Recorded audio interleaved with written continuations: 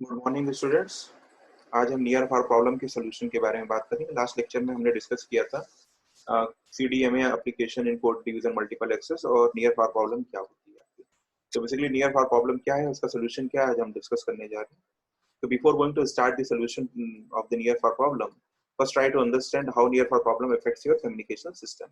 So in front of you, there is a block diagram. In this block diagram, we have a two transmitter represented as a transmitter A and transmitter B, and a single receiver. Suppose that receiver want to receive the information from transmitter A. In that case, receiver will use the PN sequence code A, the same PN sequence used at the transmitter A, while the PN sequence used at the transmitter B is code B. तो यहाँ पर बात यह है कि जो हमारा Dzire transmitter है वो डिजायर ट्रांसमीटर ए है, वो अपनी इंफॉर्मेशन भेजना चाहता है रिसीवर के पास। नियर फॉर प्रॉब्लम मैंने कल आपको बताया थी, दो कंडीशन होनी चाहिए तभी नियर फॉर प्रॉब्लम में राइज होती है आपकी। फर्स्ट, कोई इंटरफेयरिंग यूजर या इंटरफेयरिंग ट्रांसमीटर आपके रिसीवर के ज्यादा क्लोज है compare to your desire transmitter. Second condition is mutual orthogonality condition fail कर जा रही है। म्यूचुअल ऑर्थोगोनलिटी कंडीशन क्या थी? If we are going to multiply the two different PN sequence, it must be zero. अगर वो zero नहीं होता है, इसका मतलब है कि म्यूचुअली ऑर्थोगोनलिटी कंडीशन फेल कर गई। अगर ये दोनों कंडीशन अराइज होती है, दोनों कंडीशन ट्रू होती है, इस केस में नियर फॉर प्रॉब्लम अराइज होगी। तो यहाँ पर हम देख रहे हैं कि हमारा जो डिजायर ट्रांसमीटर ए है वो अपनी इंफॉर्मेशन को रिसीवर के पास भेजना चाहता है। हमारे ट्रांसमीटर की जो डिस्टेंस है रिसीवर के साथ, उसको हमने रिप्रेजेंट किया है एलपीए से। दूसरा रिसीवर जो इंटरफेरेंस क्रिएट कर सकता है आपके इंफॉर्मेशन के साथ, ये क्रिएट कर रहा है, वो ट्रांसमीटर है बी, और उसकी डिस्टेंस जो है वो आपके रिसीवर के साथ है एलपीबी। यहाँ पर एलपीए इज ग्रेटर देन एलपीबी, यानी the length, the distance between transmitter A and receiver B is greater than the distance between the transmitter B and receiver, CDMA receiver. तो इस केस में क्या होगा? इस केस में जो भी सिग्नल मैं भेज रहा हूँ उस सिग्नल की स्ट्रेंथ वीक हो जाएगी, और जो भी इंटरफेयरिंग सिग्नल रिसीवर के पास मिल रहा होगा उस इंटरफेयरिंग यूजर से, उसके सिग्नल की स्ट्रेंथ मैक्सिमम होगी। और क्या होगा? वो हमारे सिग्नल के, उसके सिग्नल की स्ट्रेंथ मैक्सिमम है, मेरे सिग्नल की स्ट्रेंथ मिनिमम है, वो मेरे सिग्नल के इफेक्ट को कैप्चर कर लेगा और वो डोमिनेट करेगा, मेरा सिग्नल रिसीव नहीं होगा प्रॉपर। इसी को उन्होंने यहाँ पे एक्सप्लेन किया है कि desired signal power P is equal to P by LPA, and interference signal power P is divided by LPB. So when user B is close to the receiver, when user B is close to the receiver and user A is far from the receiver, LPA could be much bigger than LPB. Side से बात है, distance ज्यादा होगी मेरे desired transmitter की। in this case desired signal power is smaller than the interfering power. तो statement के form में इन्होंने इस डायग्राम को समझाने के लिए क्या कहा है, जो मैंने बात कही उसी को एक्सप्लेन किया है इन्होंने यहाँ पर। as shown in the illustration, user A is far away from the receiver and user B is close to the receiver, ठीक है। There will be big difference between the desired signal power and interfered signal power. Definitely there will be a big difference, क्योंकि जो हमारा signal की strength है वो week होगी और आपके जो इंटरफेयरिंग सिग्नल है उसकी स्ट्रेंथ ज्यादा होगी। Desired signal power will be much higher than the interfered signal power. यहाँ पे एक लाइन में मिस्टेक है, desired signal power will be much higher नहीं, much smaller होगा। Let me correct it.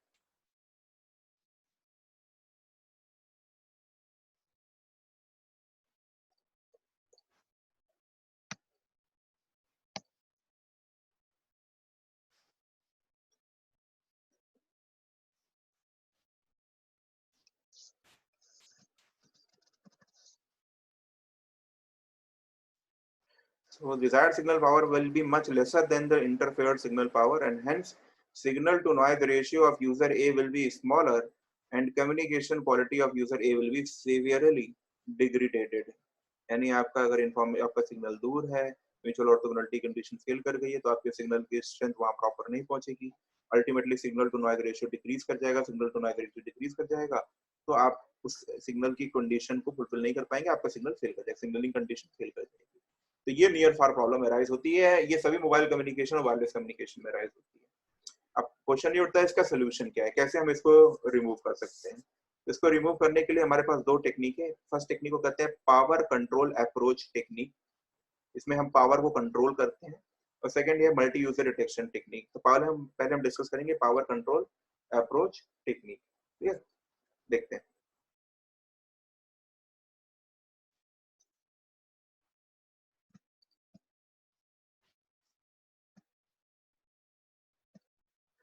Statement पढ़ते क्या कहता है? Power control is essentially needed to solve the near far problem.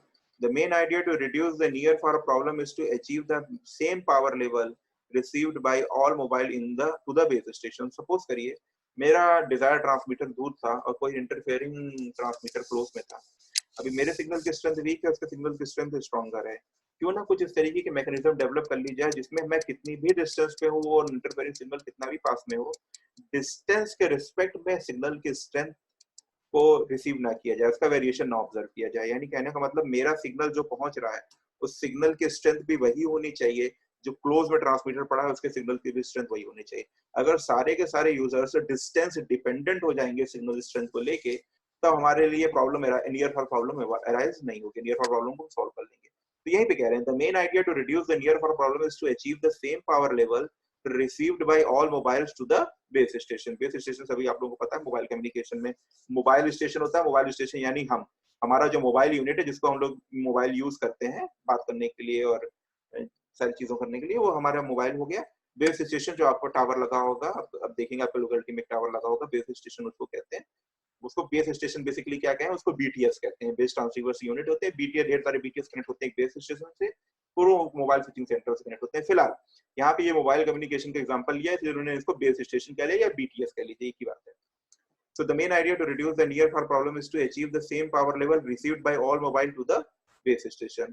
Each received power must be at least level so that it allow the link to meet the requirement of the system such as EB by N naught. अभी यहाँ पे ये कहना चाह रहे हैं कि जो भी सिग्नल वहां पर रिसीवर पे पहुंच रहा है या बेस स्टेशन पे पहुंच रहा मोबाइल यूनिट से, उस सिग्नल की एक स्पेसिफिक थ्रेशोल्ड वैल्यू डिसाइड की गई कि इस थ्रेशोल्ड वैल्यू से ऊपर उस सिग्नल की स्ट्रेंथ होनी ही चाहिए।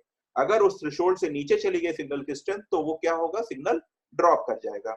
उस थ्रेशोल्ड वैल्यू को डिफाइन करने के लिए उन्होंने रेशियो दिया है EB by N naught. EB is the transmitted data sequence energy, bit energy या power level divided by noise level, जो भी आपका नॉइज कंटामिनेशन हो रहा है ड्यूरिंग द प्रोपगेशन। तो उन्होंने कहा है कि हम इसको डीबी में कैलकुलेट करते हैं।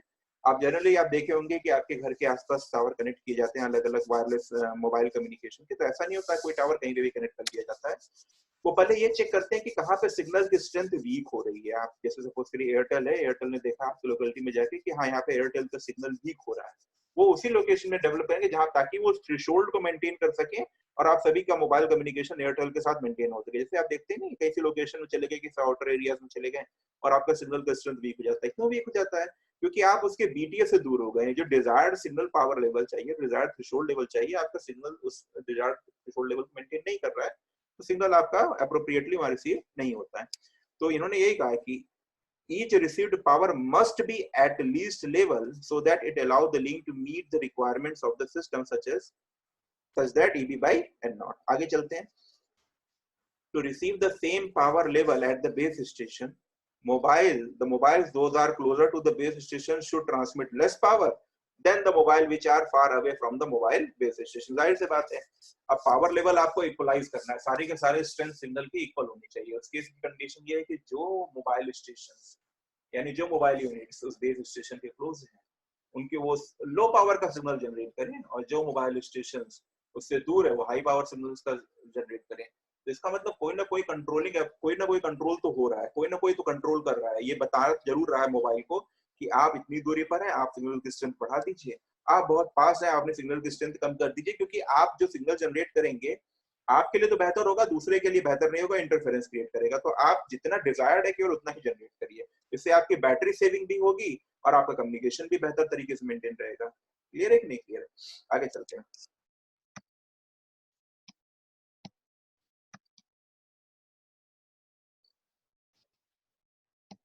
So in the figure given below there are two mobile cells. Mobile cell के लिए जो हम लोग यूज करते हैं, mobile cells A and B. A is closer to the base station, B is far from the base station. Clear ना? PR is the minimum signal level for the performance of the required system. इतनी power receiver तक पहुंचनी ही चाहिए, इससे कम power पहुंचेगी तो signal drop हो जाएगा, सिग्नल को कम्युनिकेट आगे नहीं किया जाएगा। तो ये कह रहा है PR is the minimum signal level for the performance of the required system. Therefore, the mobile B should transmit more power to achieve the same PR to the base station. कहने का मतलब ये है कि अगर B दूर है और A पास में है तो B को ज्यादा सिग्नल जनरेट करना होगा उस पीआर को अचीव करने के लिए, ज्यादा स्ट्रेंथ का सिग्नल जनरेट करना होगा उस पीआर को अचीव करने के लिए कंपेयर टू ए। ये स्टेटमेंट कर रहा है ये, the mobile B should transmit more power to achieve the same PR to the base station. PB is greater than PA. If there is a no power control, अगर कोई power control नहीं है. In other words, the transmission power are the same from both the mobile cells. The signal received from A is much stronger than the signal received from cell B. Diagram पे दिख रहा है, signal strength जो आपकी detect की जा रही power की वो ज्यादा है, पावर B की कम है. अगर कोई पावर कंट्रोल अप्रोच नहीं है तो इसलिए पावर कंट्रोल अप्रोच की रिक्वायरमेंट है.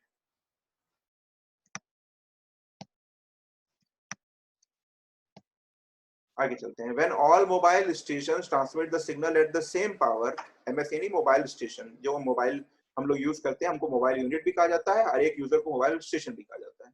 The received levels at the base station are different from each other, which depend on the distance between the base station and mobile station. Clear है कि नहीं clear है? अगर सभी के सभी एक ही सेम पावर लेवल ट्रांसमिट करेंगे तो डेफिनेटली जिसके डिस्टेंस ज्यादा होगी उसका पावर लेवल कम पहुंचेगा, जिसकी डिस्टेंस कम होगी उसका पावर लेवल ज्यादा पहुंचेगा. तो अल्टीमेटली ये किसके ऊपर डिपेंड कर गया? ये डिस्टेंस पे डिपेंड कर गया. जितनी ज्यादा डिस्टेंस है पावर डिस्टेंस उतनी कम है, जितनी डिस्टेंस उतनी कम पहुंच रही है, और जितनी डिस्टेंस कम है पावर डिस्टेंस उतनी ज्यादा पहुंच रही है. The received level fluctuate quickly due to fading. In order to maintain the received level at base station, a suitable power control technique must be employed in CDMA system. इसका मतलब जो भी signal की स्ट्रेंथ पहुंच रही है वो fade out कर जाएगी. तो प्रॉपर कहाँ पहुंचेगी? अगर आपके सिग्नल की स्ट्रेंथ गिर गई तो फेडिंग होगी, और फेडिंग होगी तो सिग्नल ड्रॉप होगा आपका. इसलिए उन्होंने कहा कि पावर कंट्रोल अप्रोच बहुत जरूरी है सारे के सारे सिग्नल की स्ट्रेंथ को मेंटेन करने के लिए एट द बेस स्टेशन. यानी सारी के सारे मोबाइल चाहे वो दूर हो चाहे पास हो, एक equal signal strength base station के पास सबकी इक्वल सिग्नल स्ट्रेंथ ही पहुंचेगा. ठीक है. So we need to control the transmission power of each user. This control is called transmission power control. There are two ways to control the transmission power. First is the open loop control and second is the closed loop control. देखते हैं क्या open loop और closed loop control है.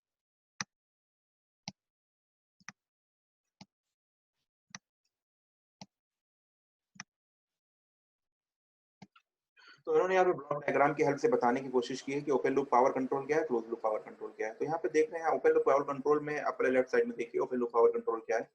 हमारे पास एक tower लगा हुआ है जिसे हम बेस स्टेशन कहते हैं. यहाँ पे घर के बाहर भी दिख जाएगा, लगा रखा है. ठीक है. और आप जो सिग्नल जहां से उस टावर के पास आ रहा है वो कोई मोबाइल स्टेशन है, कोई मोबाइल यूनिट है. सपोज करिए मेरा मोबाइल है, तो उससे सिग्नल तक वो उससे सिग्नल जनरेट हो रहा है, मोबाइल तक पहुंच रहा है, स्टेशन तक पहुंच रहा है. तो सबसे पहले होता क्या है एक्चुअली में, जब हम अपना मोबाइल ऑन करते हैं, सपोज करिए नया नया मोबाइल लिया मैंने और अभी अभी मैंने मोबाइल ऑन किया है, उससे पहले तो मेरा मोबाइल किसी के साथ इंटरफेरेंस क्रिएट नहीं करता था. उसे ये भी नहीं पता था कि कितनी सिग्नल पावर उसे रेडिएट करनी है. अभी अभी जस्ट मैंने अपना सिम मोबाइल परचेस किया है, मोबाइल मेरा ऑफ था, मैंने मोबाइल को ऑन कर दिया है. तो जैसे ही मेरा मोबाइल ऑन होगा सबसे पहले क्या करेगा वो, उसे नहीं पता कि जो नियरेस्ट बेस स्टेशन है कितनी सिग्नल की पावर जनरेट करनी है, कितना भेजना है. तो करता क्या है, वो एक सिग्नल जनरेट करता है. वो सिग्नल क्या करता है, वो सिग्नल जाएगा आपके बेस स्टेशन के पास और बेस स्टेशन से वापस आता है. वो ये चेक करता है कि आपका जो सिग्नल था वो बेस स्टेशन के पास पहुंचा कि नहीं पहुंचा. उसे हम कहते हैं सिग्नल एक्सेस.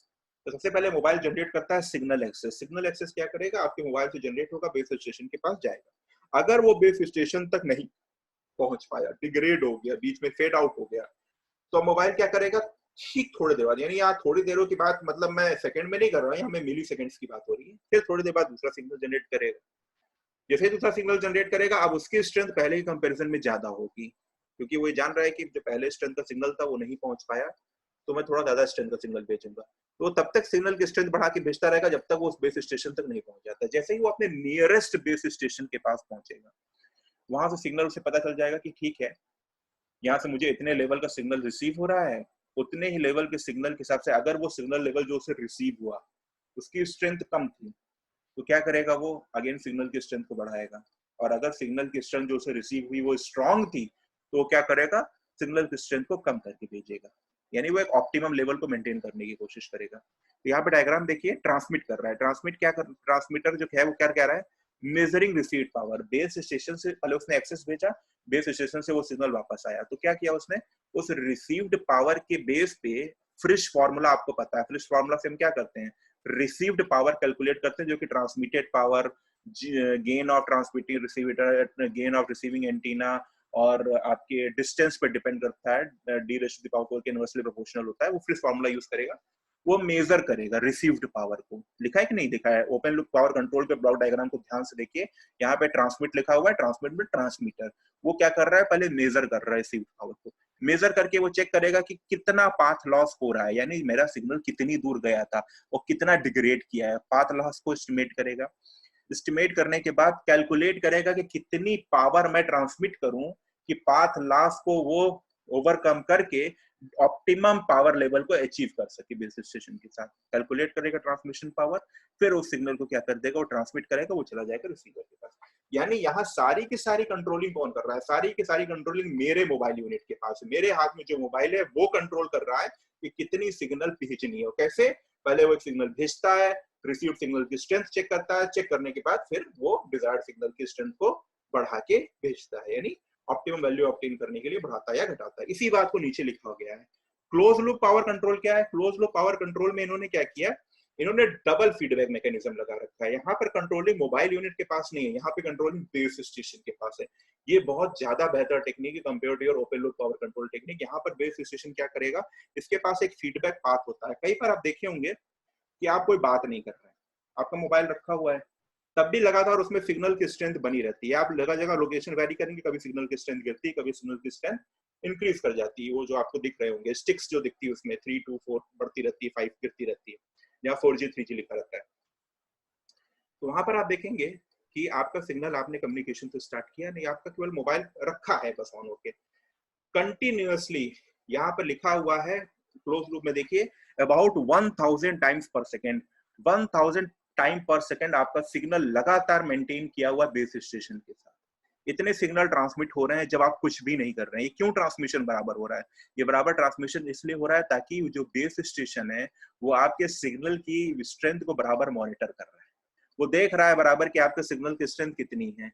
अगर वो ज्यादा होगी तो वो कम करने की बात करेगा। वो आपसे कहेगा कि सर आपके सिग्नल की स्ट्रेंथ ज्यादा है, आप सिग्नल भेजिए कम करके। आप नहीं कंट्रोल कर रहे, मोबाइल में डिवाइस लगा है वो कंट्रोल कर रहा है, पावर लेवल वो कंट्रोल करके भेजेगा। आपके मोबाइल की पावर लेवल कम है, वो बताएगा मोबाइल को सर पावर लेवल बढ़ा के बात करिए। इसीलिए कहा जाता है कि जब बैटरी आपके सिग्नल का जो सिग्नल स्ट्रेंथ कम होती है उस समय बात मत करिए, क्योंकि जब सिग्नल स्ट्रेंथ कम होती है तो मोबाइल ज्यादा पावर से सिग्नल जनरेट करता है, वो ज्यादा डेंजरस होता है, वो ज्यादा इफेक्ट करता है। इसीलिए कहा जाता है कि जब सिग्नल में स्टिक्स कम हो, एक या दो ही स्टिक्स हो, सिग्नल लेवल कम हो, तब आप बात करने की कोशिश मत करिए। आप कोशिश करिए जब सिग्नल बहुत अच्छा आ रहा हो तब बात करिए। ठीक है कि नहीं? ठीक है, क्योंकि उस समय मोबाइल बहुत ज्यादा ताकत लगाता है, सिग्नल स्ट्रेंथ बहुत ज्यादा रेडिएट करता है। तो इसको हम कहते हैं क्लोज लूप पावर कंट्रोल। तो क्लोज लूप पावर कंट्रोल में कंट्रोलिंग किसके पास है? क्लोज लूप पावर कंट्रोल में कंट्रोलिंग डिसीजन या कमांड होता है बेस स्टेशन के पास। वो डिसीजन लेता है और वो बराबर मोबाइल यूनिट को बताता रहता है आपको कितना सिग्नल भेजना है। तो ये दो टेक्निक यूज की जाती हैं पावर कंट्रोल अप्रोच में। First one is open loop power control, second one is close loop power control. तो उसी को स्टेटमेंट के फॉर्म में उन्होंने नीचे लिख रखा है, देखते हैं क्या कह रहे हैं।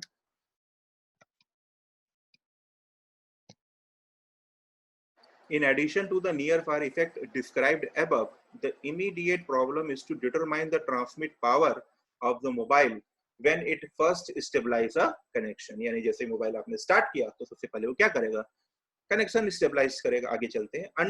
until the mobile does not come in contact with the base station, it has no idea of the amount of interference in the system.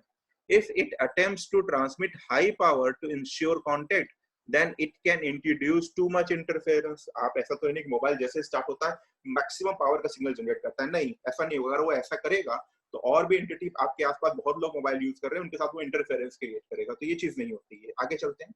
On the other hand, if the mobile transmit less power, not to disturb other mobile connection, the power cannot meet the desired criteria, that is EB by N naught को fulfill नहीं कर पाएगा। तो क्या करें इस case में? As specified in the IS-95 standard. IS-95 एक CDMA का स्टैंडर्ड है। सेकंड जनरेशन में जब CDMA आया था तो उन्होंने एक स्टैंडर्ड जैसे कहते हैं इंटरीम स्टैंडर्ड 95। जब हम 8th सेमेस्टर में वायरलेस कम्युनिकेशन पढ़ेंगे तो वहां पर हम डिफरेंट स्टैंडर्ड्स के बारे में पढ़ेंगे। उन्हीं में से एक स्टैंडर्ड ये भी है जिसे हम कहते हैं इंटरीम स्टैंडर्ड 95। फिलहाल CDMA के स्टैंडर्ड ये, as specified in the interim standard 95 standard, mobile acts when it want to get into the system. It send a signal called access, जो मैंने आपको बताया था। क्या कर रही है? The mobile send its first access probe, then wait for a response from the base station. If it receives no response, then the second access probe is sent with the higher power. The process is repeated until the base station responds. If the signal answered by the base station is high, then the mobile gets connected with the base station. Similarly, if the signal is weak, the mobile knows the path loss is greater and transmit high power. The process described above is called open loop power control, since it is controlled only by the mobile unit itself. Open loop power control starts when the first mobile attempt to communicate with the base station. आगे चलते हैं. This power control is used to compensate for the slow variable shading effect. However, since the rear and forward links are on different frequencies, the estimate transmit power does not give accurate solution for the power control because of the path loss to the front of the base station. This power control fails or too slow for fast relay fading channels. हाँ समझिएगा, यहाँ कुछ technical चीजें इन्होंने बात की है. अभी इन सब चीजें बहुत आपको क्लियर नहीं हो पाएंगे कि ये वायरलेस कम्युनिकेशन के स्टैंडर्ड्स हैं, उनमें बात की जाती है इन सब चीजों की, लेकिन फिर भी हम बहुत बेसिक चीज समझ सकते हैं. सबसे पहले क्या हुआ, मोबाइल स्टार्ट हुआ. इसमें ये ओपन लूप कंट्रोल की कुछ ड्रॉबैक्स की बात कर रहे हैं. ड्रॉबैक क्या है, मोबाइल जैसे ही स्टार्ट होता है तो स्टार्ट होते ही क्या करेगा, एक्सेस सिग्नल भेजेगा. किसके थ्रू भेजेगा, एक फॉरवर्ड लिंक के थ्रू भेजेगा. फॉरवर्ड लिंक से बेस स्टेशन के पास सिग्नल पहुंचा. अब बेस स्टेशन उसके रिवर्स में उस सिग्नल को वापस भेज रहा है किसके पास, रिवर्स लिंक के थ्रू मोबाइल यूनिट के पास. वो ये कहना चाह रहे हैं कि जो सिग्नल फॉरवर्ड लिंक से बेस स्टेशन के पास गया और जो सिग्नल बेस स्टेशन से वापस मोबाइल स्टेशन के पास रिवर्स लिंक से आया, कोई जरूरी नहीं कि दोनों सेम फ्रीक्वेंसीज पे हो. ये भी कोई जरूरी नहीं दोनों को सेम पाथ लॉस हो सकता है पहले वाले में ज्यादा रहो, दूसरे में कम रहो, दूसरे में ज्यादा रहो, पहले में कम रहो. तो यही कह रहे हैं कि ये सारे जो ओपन लूप कंट्रोल अप्रोच है, ये उन सब टेक्निक के लिए बेहतर है जहां पर ज्यादा फेडिंग नहीं है, जहां पर रूरल एरियाज है, अर्बन एरियाज नहीं है, जहां बहुत ज्यादा डिस्टर्बेंस नहीं है. लेकिन अगर बहुत ज्यादा डिस्टर्बेंस है, जिसे हम कहते हैं जब डिस्टर्बेंस बहुत ज्यादा एक्यूमुलेट हो जाता है, उसे कहते हैं रिले फेडिंग चैनल, जहां पे डिस्टर्बेंस बहुत ज्यादा है, तो रिले फेडिंग चैनल सिनेरियो में ये कंडीशन फेल करने लगती है. उस कंडीशन में इन्होंने क्या यूज किया, उस कंडीशन में इन्होंने यूज किया close loop control approach. Close loop control approach में मोबाइल स्टार्ट होने के बाद सिग्नलिंग नहीं कर रहा है, कंटिन्यूअस 1000 टाइम्स पर सेकेंड सिग्नल जनरेट हो रहे हैं और रिसीव हो रहे हैं लगातार बेस स्टेशन के साथ. यानी वो लगातार मॉनिटर कर रहा है कि आपके सिग्नल की स्ट्रेंथ क्या है. तो नीचे उसी के बारे में लिखा हुआ है, the power of close loop control. The power of closed loop control is used to compensate for the rapid relay fading. This time, the mobile transmit power is controlled by the base station. For this purpose, the base station continuously monitors the reverse link signal quality. If the quality of the connection is low, it tells the mobile to increase its power, and if the quality of connection is very high, the mobile base station control reduce its power. इसका मतलब सारी की सारी controlling किसके पास आ गई, base station के पास आ गई. वही सारे सिग्नलिंग कंट्रोल कर रहा है और उसके पास हमारे मोबाइल यूनिट के पास तो limited number of signal strength, base station के पास unlimited number of signal strength. वो लगातार सिग्नल भेज सकता है, कंट्रोलिंग को अप्रोच कंट्रोलिंग कर सकता है. इसलिए आपका क्लोज लूप पावर कंट्रोल ज्यादा बेहतर है compared to your open loop control technique. Now this is all about the power control approach used to avoid the near far problem. ठीक है, तो अभी फिलहाल मैं ये लेक्चर यहाँ पे स्टॉप कर रहा हूँ. थोड़ी देर बाद फिर हम MUD डिस्कशन करेंगे. MUD क्या है, मल्टीपल यूजर रिडक्शन टेक्निक है. ये आपका near far problem because solution by using power control approach हमने डिस्कस कर लिया है. इसको आप पढ़िए, इसको देखिए, समझिए. थोड़ी देर बाद फिर मिलते हैं मल्टी यूजर रिडक्शन टेक्निक के लिए. Thank you for today.